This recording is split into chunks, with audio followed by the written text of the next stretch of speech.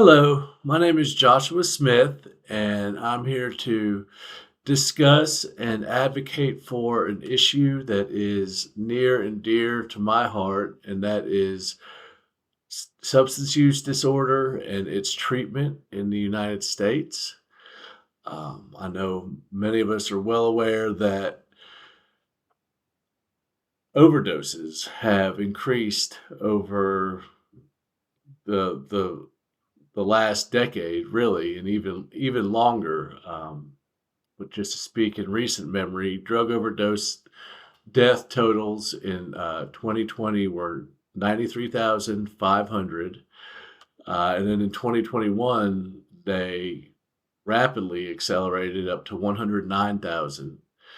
Not surprisingly, during the height of the COVID epidemic, but they remained high at 110,000 in 2022, then 108,500 in 2023.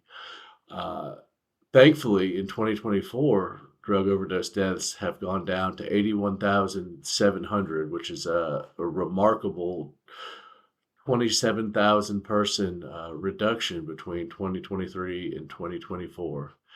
Um, this issue is really important to me. I am a person in long term substance abuse recovery. Getting off of drugs has given me the ability to, you know, reunite with my family, be part of the recovery community, and now pursue my master's degree in social work and a career in substance use. I aim to be a substance use disorder counselor with my master's degree once it's completed. Right now, I actually work in recovery, substance use recovery at an intensive outpatient clinic. I also work part time at a men's sober living community where individuals in very early recovery who have recently finished inpatient treatment come to continue their journey and learn the skills necessary to maintain long-term recovery as they as they learn to live life without substances. I myself have survived multiple fentanyl overdoses. So I was an opioid addict, and um, that's a really scary thing to experience. And it's a really terrible thing that many families and individuals have to experience. And many people don't live to tell the tale and to get their lives turned around and give back to the community. So I'm eternally grateful for that today. Um, Very recently, there was legislation passed, and by I say very recently, within the last 10 years, there was the Substance Use Disorder Prevention that Promotes Opioid Recovery and Treatment for Patients and Communities Act, or shorthand, Support for Patients and Communities Act, which was approved by the Senate October 3rd, 2018. And, you know, President Trump at the time signed it into law. And it's an act that has a lot of different effects that are positive for helping promote uh, both awareness of not only opioids but substance use in general, and where there's opportunities to improve treatment, but and it improves access to treatment for thousands of individuals.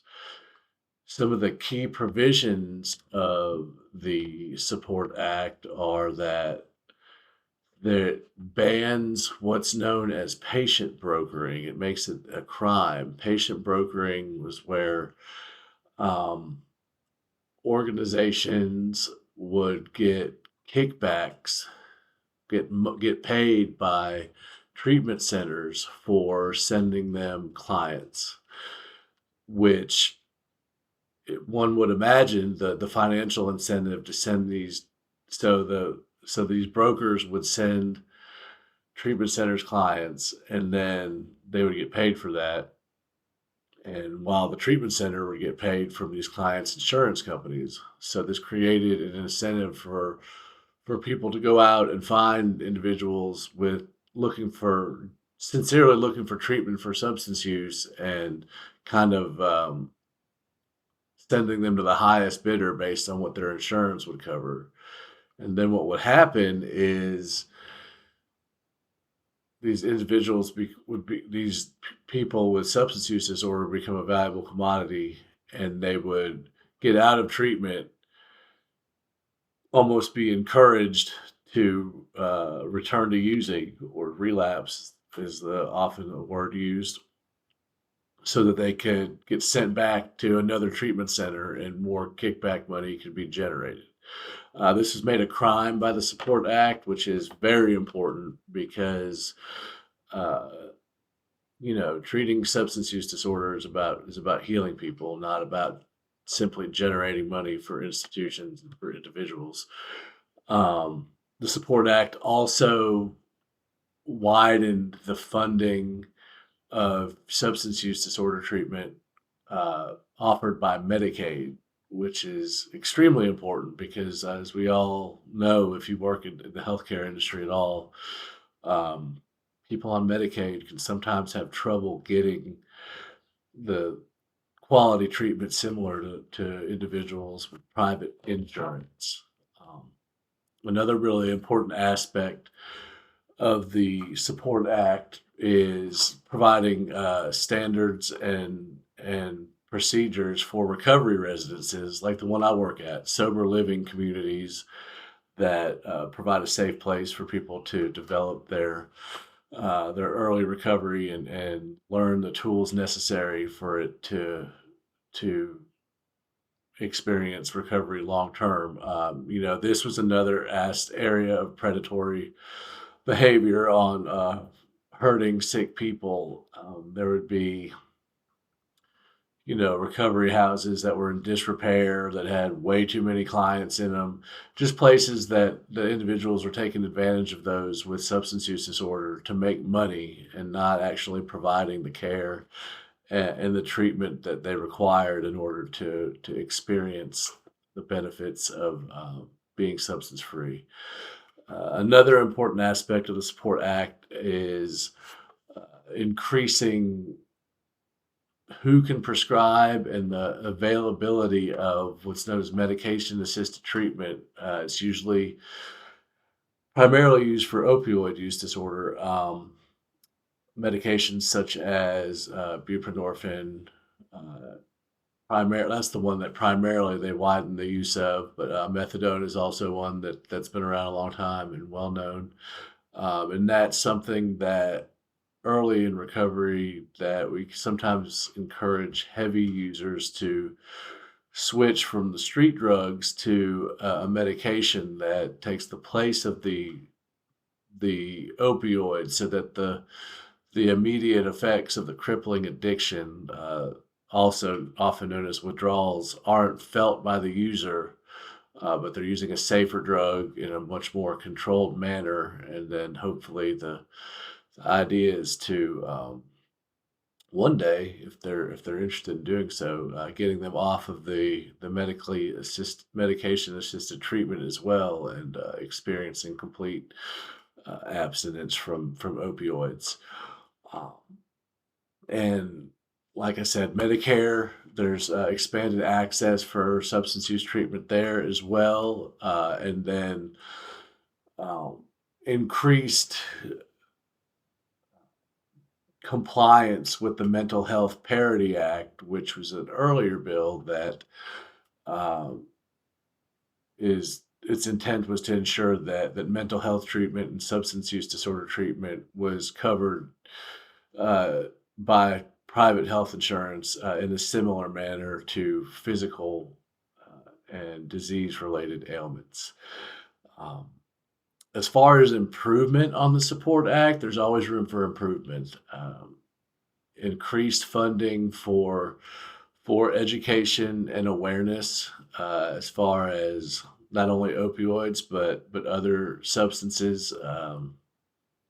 there's so many millions of people in America that suffer from substance use disorder that more money for awareness and education and treatment is always effective. And with the state of lab created drugs now, it's like playing whack-a-mole. It used to be there was cocaine, heroin, marijuana, speed, but now they just can create new drugs in labs, and it's always something different. And fentanyl was kind of one of those that replaced heroin, and it was much more dangerous and cheaper to produce. And our country definitely felt the effects of that. Um, so yeah, more access to treatment for patients, for clients, better coverage by both private and Affordable Care Act insurance, as well as Medicare and Medicaid, and really just I think an increased um, emphasis on being non-judgmental about people with substance use disorder. I've rarely, if ever, met the unrepentant drug addict who's just was determined to like that to do this with and didn't feel bad about it. It's not a moral failing. It's a combination of factors that can lead people down a very, very dark path. And I was one of those people. And I'm blessed to have found a way out.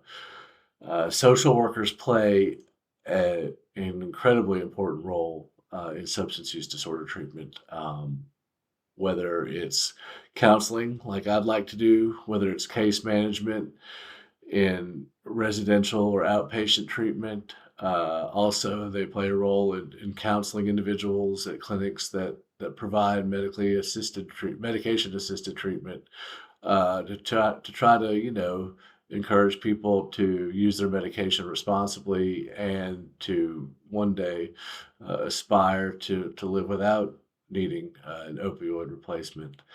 Um, Social workers are always critical for awareness, for education, and for you know e- even just being the sympathetic ear to those who are struggling with this crippling disorder. So I've gone a little bit over time, but I feel good about my first YouTube video ever. Uh, Thank you for giving me the opportunity to do this, and I hope I helped you learn something today. Goodbye.